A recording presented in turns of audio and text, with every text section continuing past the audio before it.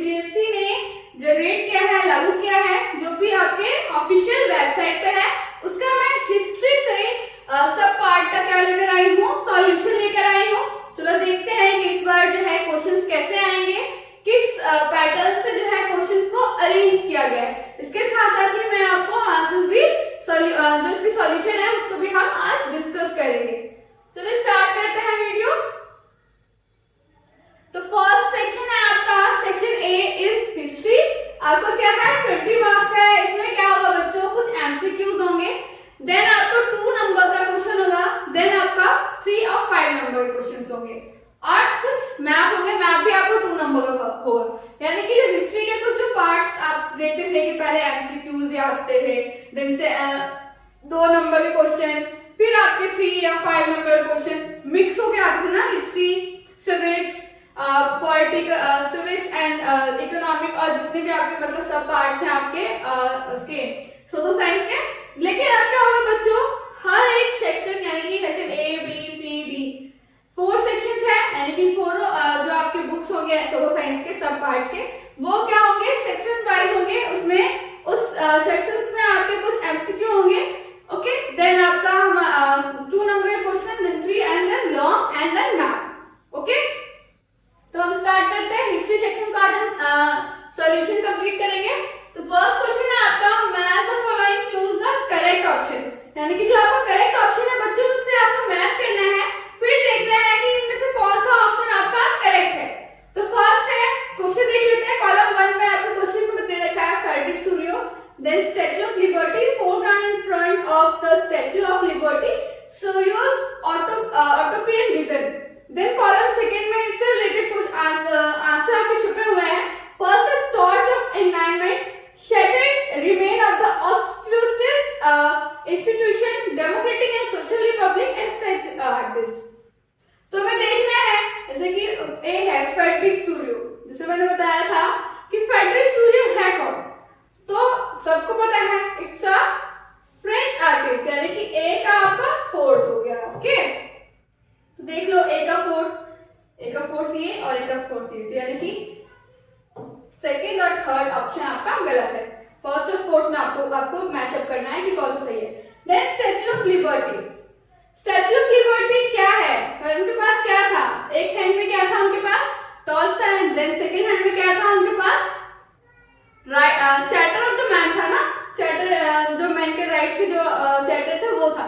तो इसमें क्या बोला है, टॉर्च ऑफ एनलाइटमेंट, यानी कि हमारा बी का क्या हो जाएगा बच्चों 1, तो बी का 1 है, बी का 1 है, तो उसमें भी कोई क्लियरिटी नहीं आई। Foreground in front of the statue of liberty, statue of liberty के तो सामने नीचे जमीन पे क्या पड़ा हुआ था, क्या था, तो पता है हमें, shattered remain of the obscurest institution, यानी कि obscurest institution it's mean monarchy की जितने भी चीजें थी, उससे रिलेटेड जो भी चीजें थी वो सारी ग्राउंड पे फैली हुई थी। तो यानी कि सी का क्या हो जाएगा सेकेंड। तो इसमें देखो थर्ड है, यानी कि ये ऑप्शन तो होगा नहीं, ये होगा, और डी का पता चल गया, डी का थर्ड होगा, यानी कि सूरियोस ऑटोपियन विजन क्या है उनका, क्या उनका नजरिया है, डेमोक्रेटिक एंड सोशल रिपब्लिक का, तो इसका थर्ड। तो साफ साफ पता चल गया इसका answer option A. Clear? Then है सेकंड क्वेश्चन आपको, इसको आइडेंटिफाई करना है, identify and name the leader shown in the picture. जो पिक्चर है आपके पास, इमेज है, कोई दिख रही होगी, ये जो इमेज है बच्चों, ये किसकी इमेज है? ऑप्शन है लाला लाजपत राय, बी बाल गंगाधर तिलक, गोपाल कृष्ण गोखले, या फिर राजा राम मोहन रॉय। तो ये सबको पता है ये किनकी इमेज है, बाल गंगाधर तिलक।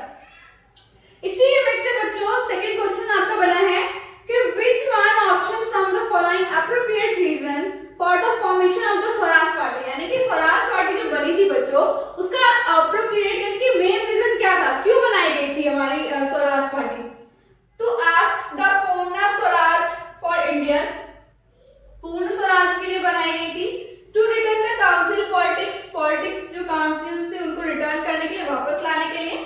To ask dominant state for India, India को स्टेट के लिए रूप में बोलने के लिए, या to oppose Simon Commission, Simon Commission का अपोज करने के लिए। तो इसका क्या होगा बच्चों, इसका ऑप्शन होगा हमारा to return to council politics. तो ऑप्शन पहला होगा Bal Gangadhar Tilak then to return to council politics, यानी ऑप्शन बी।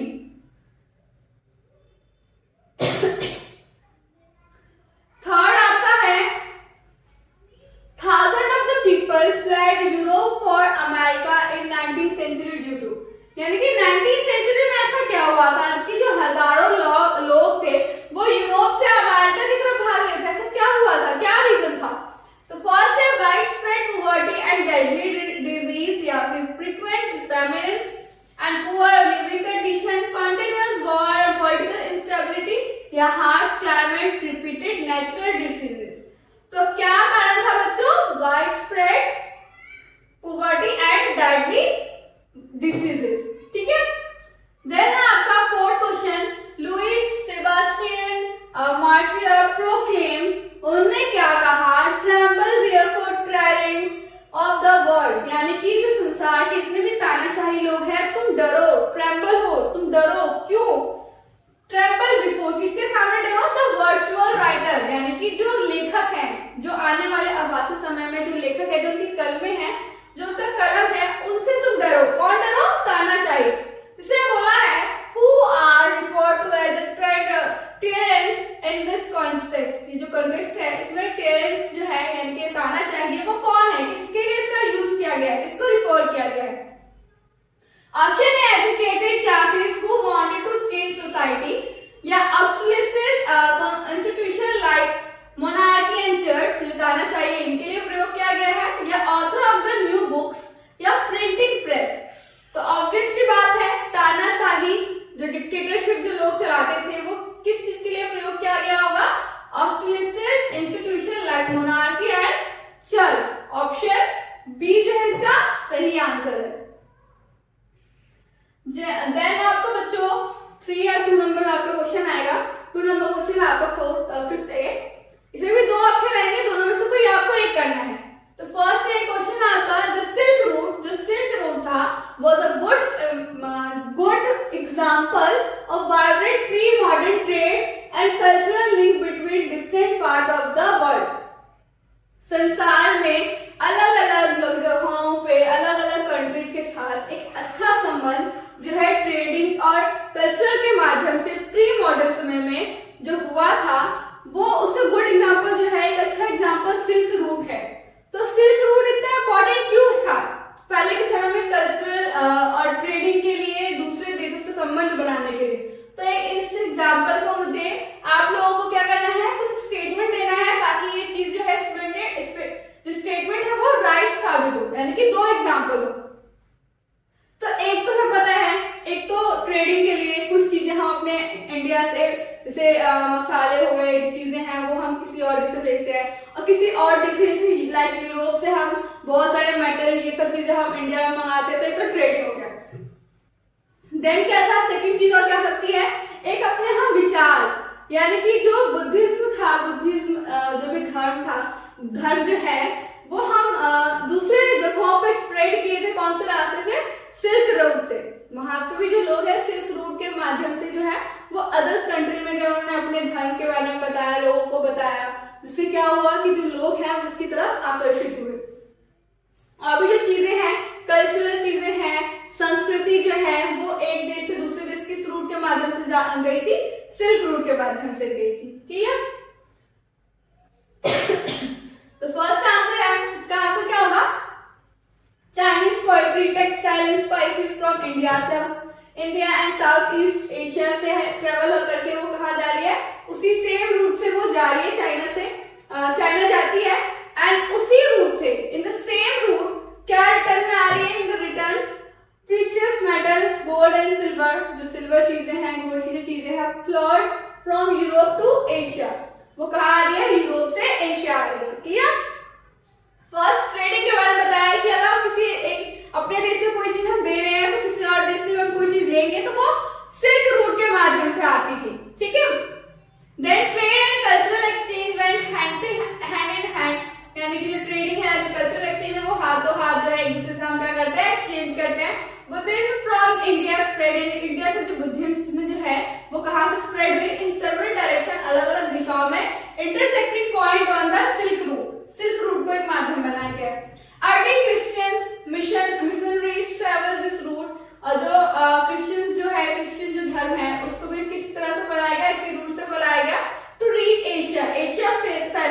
ईसाई और मतलब क्रिश्चियनिज्म जो है, जो क्रिश्चियन जो धर्म है वो एशिया की स्थित आई, वो इसी रूट के through I. Muslim Christians took the same route few centuries later. Clear? Then second है आपका 5th, और मैं आपका दोनों में से कोई एक कर सकते हैं, लेकिन मैं आपको यहाँ पे दोनों सॉल्व करके बताऊंगी। Sometimes there are new crops and make difference between life and death. Explain this statement. जो नई फसलें होते हैं बच्चों, वो क्या होता है, कभी कभी वो क्या बनती है, एक अंतर बनती है जिंदगी और डेथ के लिए, यानी कि जिंदगी लाइफ के लिए और डेथ के लिए, मृत्यु और जीवन के लिए क्या बनते हैं, नए क्रॉप। अगर कहीं जो है किसी एक क्रॉप को हम क्या करते हैं, जो नई फसलें उगती है तो वो चीजें क्या करती है, लोगों में उत्साह लाती है, जिससे वो चीजों का वो जीवन यापन के लिए जरूरी होता है, खाना तो जरूरी होता है। तो वही जो न्यू क्रॉप बताया गया बच्चों, एक लाइफ के लिए इंपॉर्टेंट है और डेथ के लिए, यानी कि जब वो भोजन जो क्रॉप है वो नहीं उगेगा, नहीं सही से वो क्या होगा, फसलें होंगी, जिसके कारण क्या होगी, अकाल आएगा, मृत्यु हो सकती है। तो बता सकते हैं हम, यानी कि स्टेटमेंट तो सही है। अब इसको हमें एग्जांपल के थ्रू में बताना है कि कैसे सही है। तो इसका आंसर हम देखेंगे, sometimes new crop like potatoes, यानी एक जगह है जहां पर जो है पोटैटो यानी आलू को ज्यादा उगाए जाते हैं, नए क्रॉप को देखा गया है, could make the difference between life and death। जो नई क्रॉप है, जो नई फसलें हैं, वो डिफरेंस पैदा करती है जीवन और मृत्यु के बीच। कैसे? It was within the introduction of the humble potato that Europe poor began to eat well। यानी कि यूरोप के जो गरीब व्यक्ति है ना बच्चों, वो उनके लिए क्या जरूरी है, आलू, यानी कि आलू की फसल होनी जरूरी है, ताकि वो लोग अफोर्ड कर सके अपना खाना, जिससे कि वो जीवित रह सके। उनके लिए लाइफ इंपॉर्टेंट है, किस चीज के लिए, पोटैटोज के लिए। बिगिन टू ईट वेल, वो खाना अच्छे से खा सके, ईट बेटर एंड लाइव लॉन्गर, वो ज्यादा दिनों तक जिंदा रह सके। देन आयरलैंड पुअर पीसेंट्स, जो आयरलैंड के जो पुअर पीसेंट्स है, गरीब किसान है, become so dependent on the potato, जिसके कारण वो जो लोग हैं, आलू जो है सस्ते दाम में मिलती होगी, जिसके कारण क्या है, वहां के जो पुअर पीसेंट्स है वो उस चीज पर क्या है, डिपेंडेंट है। अगर जो फसल वहां की अच्छी नहीं होगी, when the potato crop was destroyed by the disease in the mid 1840, 1840 में जो वहां की जो फसलें थी आलू की, वो क्या हुई थी, खराब हो गई थी बीमारी के कारण। 100 of the thousand of the peasants died of starvation, यानी कि इस अकाल के कारण उन लोगों की मृत्यु हो गई थी, क्योंकि उनके पास क्या था, खाने के लिए कुछ था नहीं, तो अकाल के कारण मृत्यु हो गई। जिससे हम कह सकते हैं कि जो नई क्रॉप होती है उस पर लोग जो है डिपेंड हो जाते हैं, कम रेट में मिलती है, इस कारण जो पुअर पीसेंट्स होते हैं तो वो डिपेंड हो जाते हैं, जिसके कारण अगर वो उनको नहीं मिलती है तो उनके पास खाने का कोई जरिया नहीं होता है। तो सही बात है, लाइफ एंड डेथ के बीच जो है नया जो क्रॉप है वो कैसे डिफरेंस पैदा करती है। देन है आपका, a variety of cultural process played an important role in developing a sense of nationalism in India. जैसे कि हमें पता है, इंडिया क्या है, एक डाइवर्सिटी से भरा हुआ एक देश है, जहाँ पर अलग अलग तरह के कल्चरल के लोग रहते हैं। जैसे कि हमें लगता है कि अगर किसी देश में अगर एक लैंग्वेज नहीं हुआ, एक कल्चरल नहीं हुआ, तो क्या होता है, इन दोनों के बीच क्या होता है, बहुत ज्यादा संघर्ष होता है। लेकिन India is the best example कि हमारे यहाँ अलग अलग कल्चर होने के बाद भी क्या है, एक नेशनलिज्म की भावना है, एक दूसरे से लोग क्या है, भारतत्व की भावना रखते हैं, एक दूसरे से जुड़े हुए हैं। तो बताना है कि कल्चरल जो चीजें हैं, प्रोसेस जो है, वो कैसे इंपॉर्टेंट रोल निभाती है नेशनलिज्म में, इंडिया में, भारत में, बताया गया है। Support this statement with the suitable example. तो कुछ एग्जांपल बताना है, एग्जांपल के थ्रू इसमें देखेंगे हम कि कैसे फ्लैग, यानी कि एक भारत को एक इमेजिनरी जो है विजुअलाइजेशन, यानी कि नजरिया दिया गया है, कैसे उनको भारत माता के रूप में नजरिया के थ्रू, मतलब एक नजर के थ्रू जो है लोगों में बताया गया है कि कैसे एक भारत क्या है, एक भारत माता है जो कि क्या है, बहुत सारी सद्भावनाओं को अपने अंदर ग्रहित करती है। देन हम पढ़ेंगे कि जो हमारे लोकगीत है वो कैसे अलग अलग कल्चर से लोग जो है एक दूसरे के साथ जुड़े हुए हैं। देन फ्लैग, हमारा जो झंडा है, शुरुआत में कैसा था, देन उसके बाद आजादी के बाद कैसा हुआ, ये सब चीजें जो आप इसका एग्जाम्पल दे सकते हैं नेशनलिज्म को स्टार्टअप करने के लिए। कल्चरल डिफरेंस होने के बावजूद भी हम नेशनलिज्म को कैसे अपने इंडिया में हमने देखा है, उस चीज को हमें एग्जाम्पल देना है। ये आपका 3 नंबर क्वेश्चन है।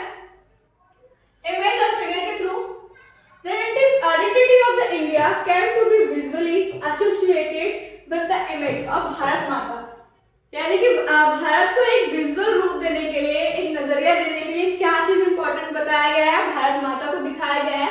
This image was created by the Bankim Chandra Chatterjee, जो किसने बनाया है, बंकिम चंद्र चट्टोपाध्याय ने बनाया है। Rabindranath Tagore painted his famous image of Bharat माता, जो इनकी फेमस इमेज है उनको उन्होंने क्या किया, पेंट किया। इन दिस पेंटिंग में भारत माता इस पोर्ट्रेट कैसी दर्शाई गई है, एज असिस्टिक फिगर, शी इज काम, बिल्कुल काम है, कंपोज्ड, डिवाइन एंड स्पिरिचुअल है। ओके, फिगर और इमेज के थ्रू क्या है, इंडिया में नेशनलिज्म को दर्शाया है। क्लियर। देन सॉन्ग्स, कौन कौन से जो गीत है वो किसने बताया, Bankim Chandra Chattopadhyay wrote Vande Mataram as a hymns to the motherland. Clear. Bharat Mata के लिए जो भी एक राष्ट्रीय गीत बनाया गया है वंदे मातरम, इन्होंने बताया बंकिम चंद्र चटर्जी यानी Chattopadhyay. It was include in his novel, उन्होंने वंदे मातरम की जो लोकगीत जो गीत है, राष्ट्रीय गीत है, उनको किसने ऐड किया है, इनकी नोबल आनंद मठ में। एंड वाइडली सung ड्यूरिंग द स्वदेशी मूवमेंट इन बंगाल, यानी कि सबसे ज्यादा कब गाया गया था, बंगाल में स्वदेशी मूवमेंट के टाइम। देन फोकलोर, यानी कि इंडिया में जो लोकगीत है was revived in late Indian 19th century.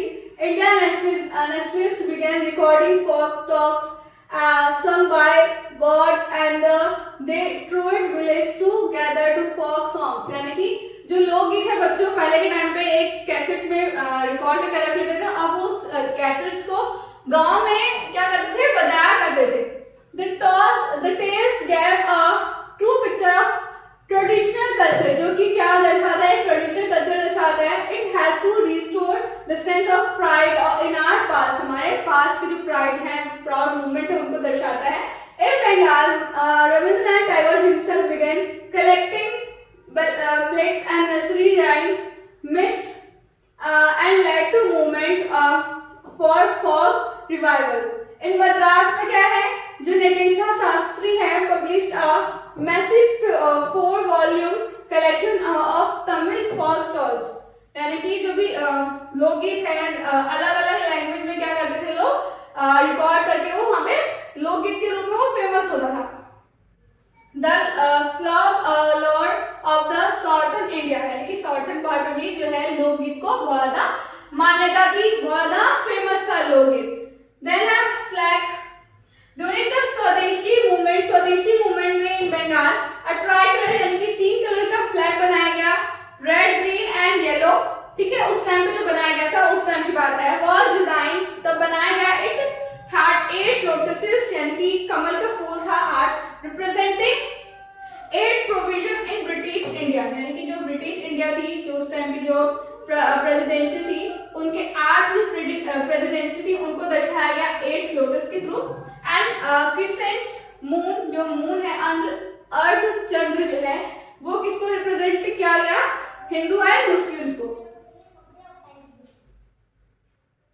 Then by 1921 Gandhi ji had designed Swaraj flag, फिर स्वदेशी के बाद स्वराज फ्लैग उन्होंने डिजाइन किया 1921 में, जो कि क्या था, ट्राइकलर, वो भी था red, green and white, and had a spinning wheel, यानी कि चक्र जो है इसमें ऐड किया गया इन द सेंटर, बीच में जो आज है, representing the Gandhian ideal, Gandhi की जो आइडियल है, आइडिया को उनको रिप्रेजेंट करता है सेल्फ हेल्प, यानी कि खुद की सहायता खुद करना, स्व हेल्प, स्व मतलब हेल्प, सहायता, स्व सहायता, उसको वो दर्शाता है चक्र।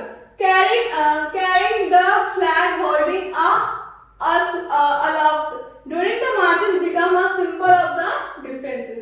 Then है आपका reinterruption of the history, यानी कि इतिहास का पुनर्बंधन, यानी कि पुनः देखना हमें। Indian become looking into the past to discover India's great achievement, यानी कि इंडिया के पास में जो भी ग्रेट अचीवमेंट्स है उन सबको चीजों को देखना। They taught about art and architecture, science and maths, religion and culture, law, philosophy, etc. Indians were asked to take pride in India's great achievement in the past. Past में जितने इतिहास में जो भी अचीवमेंट हमने की उन सब चीजों पर प्राउड फील करना and struggle to change the miserable condition of the life under British rule. British rule में जो भी मिजरेबल कंडीशंस थी उस टाइम की जो भी कंडीशंस थी उन सबको चेंज करना, वो सारी चीजें क्या हमें हमारे अंदर करती है एक नेशनलिज्म, यानी कि एक नेशन का क्या करती है एक भावना उत्पन्न करती है। तो ये कुछ एग्जांपल थे, आप इसमें से कुछ 4, अगर ये 3 नंबर क्वेश्चन है तो आप उसमें 4 कर सकते हैं। क्लियर? देन आपको 6th बी में इसके भी ऑप्शन है, salt march become an effective tool to resistance against colonialism, यानी कि जो सॉल्ट मार्च है वो कैसे एक ऐसा इफेक्टिव टूल बना जिससे कि जो लोग हैं वो एक साथ आ पाए किस चीज को हटाने के लिए, कॉलोनिज्म को हटाने के लिए। Justify the statement with suitable argument, कुछ स्टेटमेंट देना है जिससे बताना है कि जो सॉल्ट मार्च का जो गांधी जी ने स्टार्ट किया था वो कैसे एक अच्छा मतलब रूप निकल कर आया, एक इफेक्टिव टूल बनकर आया कॉलोनिज्म के अगेंस्ट। क्लियर? यानी कि ब्रिटिश रूलर के अगेंस्ट कैसे अच्छा एग्जांपल आया। तो फर्स्ट है सॉल्ट बिकम इफेक्टिव टूल, यानी कि ये तो पता है जो नमक है बच्चों वो तो हर लोग यूज करता है, अमीर हो चाहे गरीब हो, जिसके लिए क्या हुआ जो सोशल जो उसमें डाइवर्सिटी थी उन सब चीजों को हटाकर क्या हुआ वो सारे लोग एकजुट हुए, गांधी जी को उन्होंने सपोर्ट किया। Resistance against colonialism because of the following reason, कुछ रीजंस है। Gandhi found in salt a powerful bond, यानी कि एक ताकतवर जो है एक रिश्ता यानी कि बॉन्ड बना सकता है। That would unite the nation, जो कि क्या करेगा पूरे नेशन को, पूरे भारत को एकजुट बनाएगा। Was consumed by all rich and poor alike, क्योंकि जो सॉल्ट है नमक है एक अभिन्न भाग है किसी भी लोगों के लिए, किसी भी नागरिक के लिए, चाहे वो अमीर हो चाहे गरीब हो। देन गांधी जी ने लेटर लिखा था Irwin stated 11 demands, उन्होंने अपने लेटर में 11 क्या कहते हैं डिमांड को लिखा था उन्होंने, but most of them were of general interest, कुछ जो चीजें हैं वो जनरल इंटरेस्ट की, but the most stirring was to apply the salt tax, जो उन्होंने नमक पे कर लगाया था उनको हटाने की मांग की गई। सबसे ज्यादा इंपॉर्टेंट ये था उनका demand imposed by the colonialism government, लेकिन गवर्नमेंट की जो colonialism गवर्नमेंट है उनके द्वारा मना किया गया कि उनको हटा नहीं सकते। Then Irwin's unwillingness to negotiate forced Gandhi ji to start his salt march, इसके कारण क्या है गांधी जी ने उनके खिलाफ क्या स्टार्ट किया, salt march स्टार्ट किया, which was joined by thousands. It developed a feeling of nationalism, इसमें क्या है इस मार्च में बहुत सारे लोगों ने पार्टिसिपेट किया और इस पार्टिसिपेशन से क्या हुआ बच्चों, लोगों के बीच किसकी भावना आई, नेशनलिज्म की भावना आई।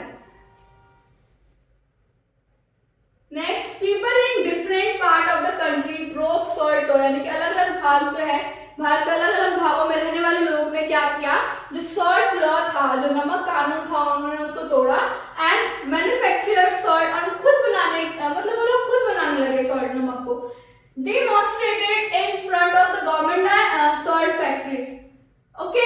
Then fifth है people unitedly followed Gandhi words. ज्यादातर जो लोग हैं वो गांधी जी के हर एक वर्ड को फॉलो करने लगे। They refused to pay taxes. उन लोगों ने क्या किया, जो सॉल्ट जो पे टैक्सेस था उनको पे करना उन्होंने मना कर दिया। Revenues picketed, laid cures, shops, boycotted foreign clothes, यानी कि जो बाहरी जो कपड़े थे उन्होंने क्या कर दिया, मना ही कर दिया।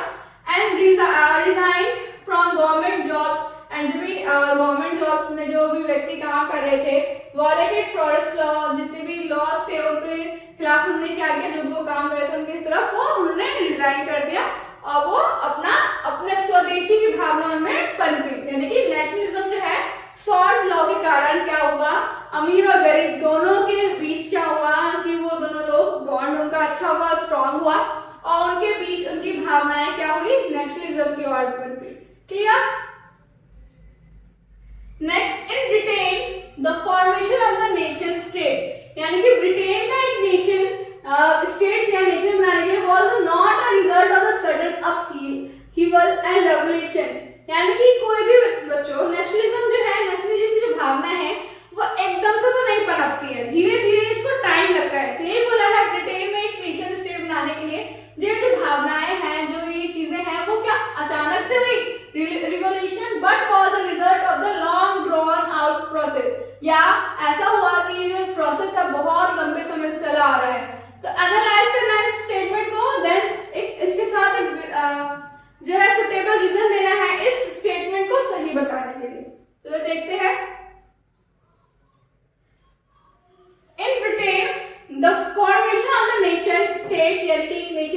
बनाने के लिए was not a result of the sudden appearance, यानी कि अचानक से तो ये नहीं हुआ ना, एक नेशन नहीं बना, तो इसका क्या है, और revelation, the primary identities of the people who inhabited the British Isles were ethnic ones, such as English, Welsh, Scot, Irish, जो है ये ethnic ones से जो चीजें हैं, अलग अलग चीजें थी इनमें ब्रिटेन में।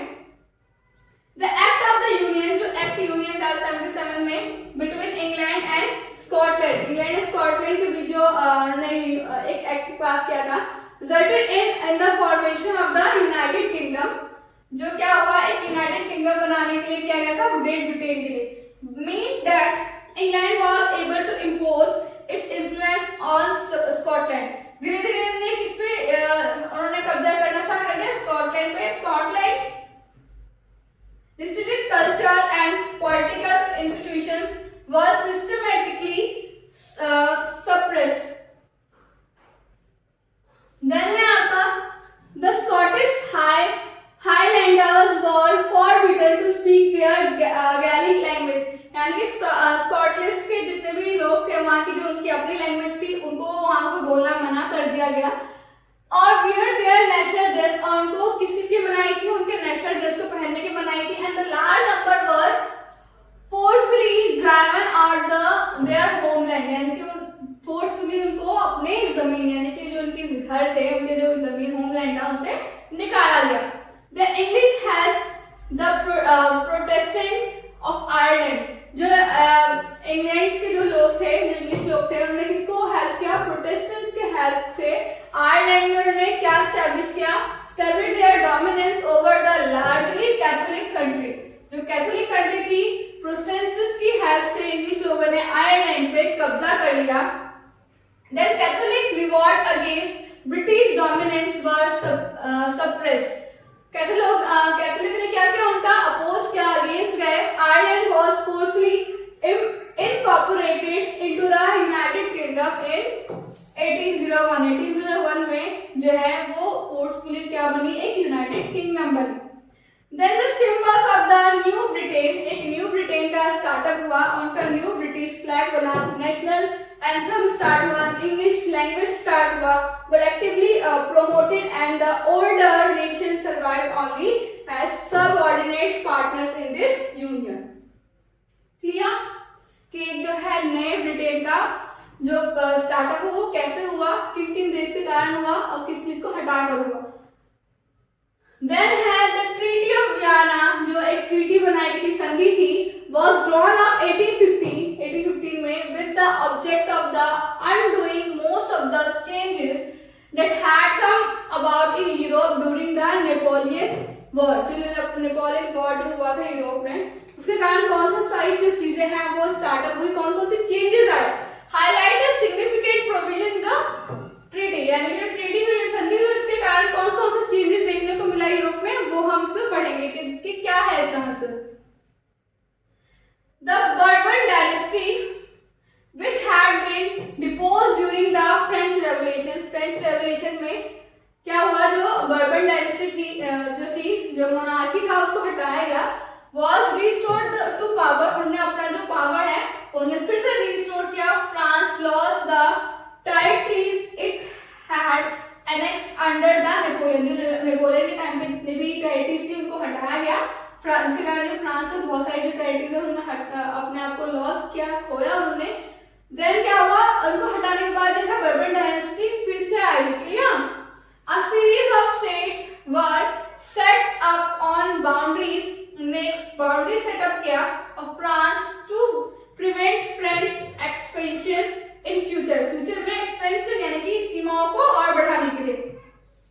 Thus the kingdom of the Netherlands, which include Belgium, Netherlands, Belgium was set up in the north and Guyana was included in Piedmont in the south। क्या हुआ कि धीरे धीरे उन्होंने अपनी बाउंड्रीज, फ्रांस की बाउंड्रीज को और फैलाने लगे, एक्सपेंशन किया उन्होंने अपनी कंट्री का। Then Prussia was given important new territory on its western, यानी कि वेस्टर्न पार्ट में उन्होंने प्रूशिया था, उन्होंने कुछ नए नए टेरिटरीज को उन्होंने ऐड किया, frontiers, while Austria was given control of northern Italy, जो ऑस्ट्रिया है उन्होंने कहाँ पे कब्जा किया, नॉर्थन इटली में, Italy. Then the German confederation of 39 states that had been set up by Napoleon द्वारा जितने भी कंट्रीज जो सेटअप किए गए थे was left untouched in the east. Russia was given part of Poland while Prussia was given portion of Saxony. Okay, the main intention क्या था, was restore monarchies that had been overthrown by Napoleon, जो Napoleon के through हटाया गया था उसको हमें फिर से रिस्टोर करना है, and create a new conservative order in Europe. Okay, next आएगा आपका एक पैराग्राफ। आपको इस पैराग्राफ को रीड करना है, समझना है, एनालाइज करना है, देन इस क्वेश्चन का आंसर देना है। ओके, इसका फर्स्ट क्वेश्चन है, explain the main reason of publishing newspaper by Krishna ji. जो कृष्णा जी थे, जो न्यूज़पेपर ने स्टार्ट किया था, इसको आप पढ़ोगे तो आपको पता चलेगा जो कृष्ण जी हैं, जो पब्लिशर है, उन्होंने कैसे न्यूज़पेपर में उन्होंने क्या क्या चीज ऐड किया, कॉमन पीपल तक गया, एंड जो न्यूज़पेपर है वो कैसे एक पॉलिटिकल एसोसिएशन को, पॉलिटिकल जो है पार्लियामेंट में अपोजिशन जो होते हैं उनकी तरह कार्य करता है ये न्यूज़पेपर। जो ये पार्लियामेंट में जो भी रूल्स बनते हैं, रेगुलेशंस बनते हैं, वो लोगों के लिए जो है वो सही है या गलत है, वो सब चीजों को वो क्या करता है, न्यूज़पेपर अपने पेपर में छापता है, ताकि जो लोग हैं उस चीज को वो देख सके, समझ सके, वो समझ सके, जागरूक हो सके कि वो चीज उसके लिए सही है या गलत है। तो इसीलिए बताया गया है न्यूज़पेपर की मतलब एक डेफिनेशन, यानी कि क्या चीज इंपॉर्टेंट है, क्या चीज जो न्यूज़पेपर में होता है वो चीज इसलिए बताया गया है। जैसा क्वेश्चन है बच्चों, हमें एक्सप्लेन करना है, मेन रीजन बताना है न्यूज़पेपर जो कृष्णा जी ने पब्लिश किया उसका क्या कारण था।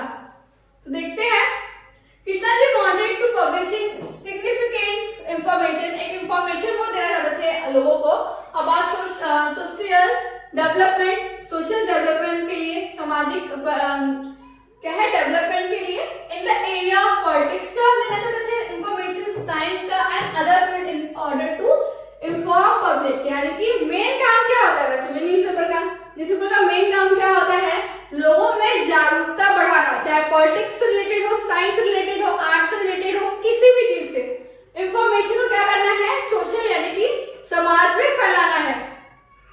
देन आपका सेकंड है, how was the task of native newspaper and political association, यानी कि जो न्यूज़पेपर का काम है और जो पॉलिटिकल एसोसिएशन का जो काम है, seen identical to the role of the opposition. जैसे अपोजिशन जो है, सत्ताधारी जो लोग होते हैं, उनके अपोजिट जो रूलर, उसके अपोजिट जो लोग होते हैं वो क्या होता है, अपोजिशन होता है। अपोजिशन का काम और जो न्यूज़पेपर के जो छापते हैं जो न्यूज़पेपर, उनका रोल, वो दोनों कैसे सिमिलर है वो बताना है हमें। इसका आंसर क्या होगा, The media used to criticize and analyze government policies।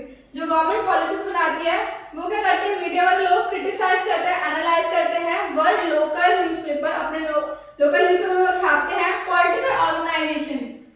Okay, as a result both of these serve as government opposition. जैसा गवर्नमेंट अपोजिशन जो होते हैं वो भी क्या करते हैं कि वो जो भी गवर्नमेंट पॉलिसीज लेकर आते हैं तो वो देखते हैं कि वो लोगों के लिए भली है या बुरी है, उससे वो क्या करते हैं, अपोजिट करते हैं, उनको क्रिटिसाइज करते हैं, ताकि वो लोग जो है एक अच्छे से अच्छा रूल बना सके, एक अच्छा से अच्छा पॉलिसी बना सके जो लोगों के लिए सही हो।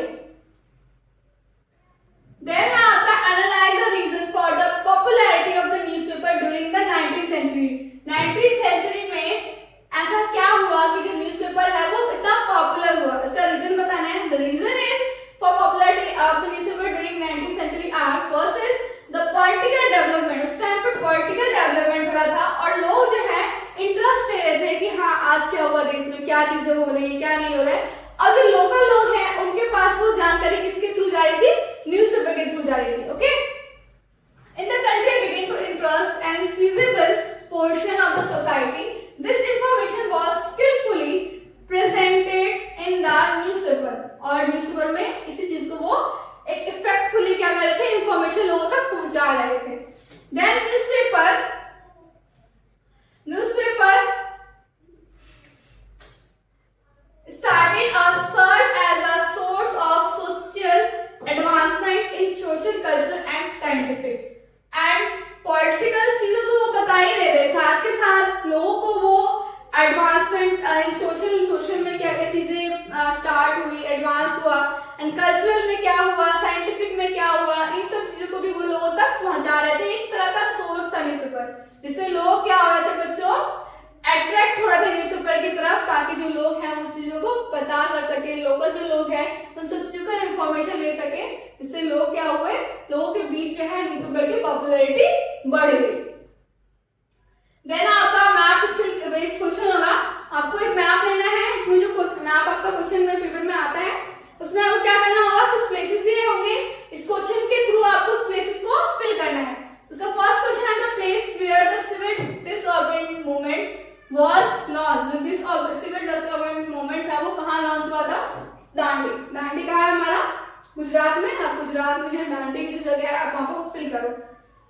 Then the city where Indian National Congress, the Indian National Congress session was held in September 1920. September 1920 में नेशनल कांग्रेस जो है वो कॉन्फ्रेंस जो है वो कहाँ हुआ था, वो कोलकाता में हुआ था। और कोलकाता कहाँ है, वेस्ट बंगाल में है। वेस्ट बंगाल में जहाँ कोलकाता स्टेट है उसको आप उस यहाँ पे लोकेट कर सकते हैं। तो इसी के साथ हमारा ये लेक्चर कंप्लीट होता है।